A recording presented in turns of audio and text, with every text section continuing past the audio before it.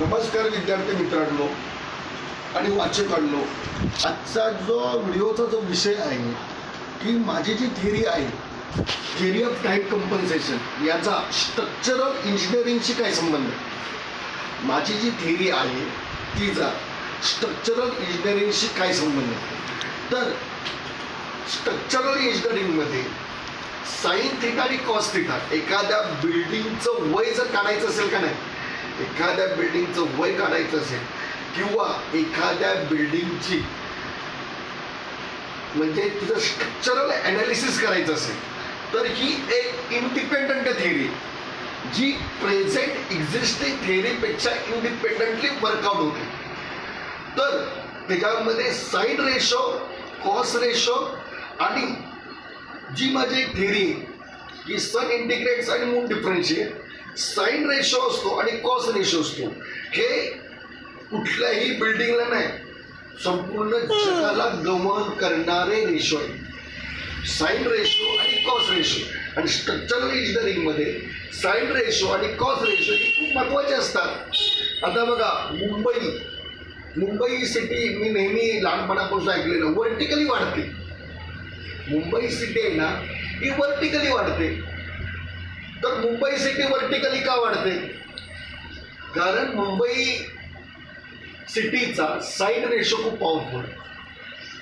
फक्त स्ट्रक्चरल ॲनालिसिसच नाही तर प्रत्येक गोष्टीचं ॲनालिसिस करताना ही थिअरी उपयोगी होते. पण ॲज ऑन टुडे स्ट्रक्चरल इंजिनिअरिंगला इंडिपेंडेंटली करंट सगळ्या थिअरी अवॉइड करून ही थिअरी सायंटिफिकली, आणि याला पूर्ण बॅकअप कॅल्क्युलस आहे, याला पूर्णपणे बॅकअप न्यूटन, लायब्निज आणि अल्बर्ट आइन्स्टाईन्स थिअरी ऑफ रिलेटिव्हिटी याचा पूर्ण बॅकअप आहे.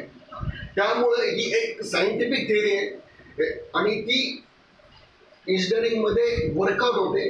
तर याच्याविषयी जास्त डिटेलमध्ये मी माझ्या पुस्तकामध्ये लिहिलेलं आहे की Sachin Kiras theory of time compensation, Newton's laws of motion must be modified, Sachin Kiras theory of time compensation, sun integrates and moon differentiate.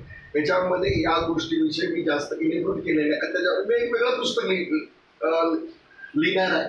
पण याची जी थिअरी आहे ती त्या या पुस्तकाला म्हणजे जे नवीन ते स्ट्रक्चरल इंजिनिअरिंग बद्दल पुस्तक आहे, ते इंडिपेंडंट आहे. करंट स्ट्रक्चरल इंजिनिअरिंगच्या आता जे आपण हे करतोय, स्ट्रक्चर ॲनालिसिस करतोय ना, याच्यापेक्षा it is none of my business current, पण याच्यापेक्षा वेगळ्या पद्धतीने इंडिपेंडंटली आणि त्याच्यामध्ये पूर्णपणे again I am going to declare न्यूटनचा बॅकअप आहे, लायब्निजचा बॅकअप आहे, त्यानंतर आइन्स्टाईन्स थिअरी ऑफ रिलेटिव्हिटीचा बॅकअप आहे आणि स्टीफन हॉकिंगच्या ब्रीफ हिस्ट्री ऑफ टाईम या पुस्तकाचा बॅकअप आहे. म्हणजे त्यांच्या सिद्धांतांवर आधारित ही थिअरी आहे जी स्ट्रक्चरल इंजिनिअरिंगमध्ये एखाद्या बिल्डिंगचं, एखाद्या वस्तूचं ॲनालिसिस करताना हे अतिशय प्रभावी टूल आहे, अतिशय प्रभावी टूल आहे. त्याच्यामध्ये साइन रेशो आणि कॉस रेशो आणि बाकीचं फिजिक्स इन्व्हॉल्व आहे. तर गव्हर्नमेंटला सुद्धा हा रिपोर्ट मी दिलेला आहे. तर गव्हर्नमेंटकडे थोडं सायंटिफिक टेम्पर कमी आहे. गव्हर्नमेंटचं प्रॉब्लेम काय की गव्हर्नमेंट आपली खुर्ची सांभाळण्यातच त्याचा पण दोष नाही आहे, कळायला का नाही. आजची सिस्टीम थोडी प्रॉब्लेमॅटिक आहे. तर तो प्रश्न नाही आहे. प्रश्न काय आहे की स्ट्रक्चरल इंजिनिअरिंगला हे खूप मोठं प्रमाणित इंजिनिअरिंग टूल आहे. तर वाचकांनी याची नोंद घ्यावी ही नम्र विनंती. थँक्यू, धन्यवाद.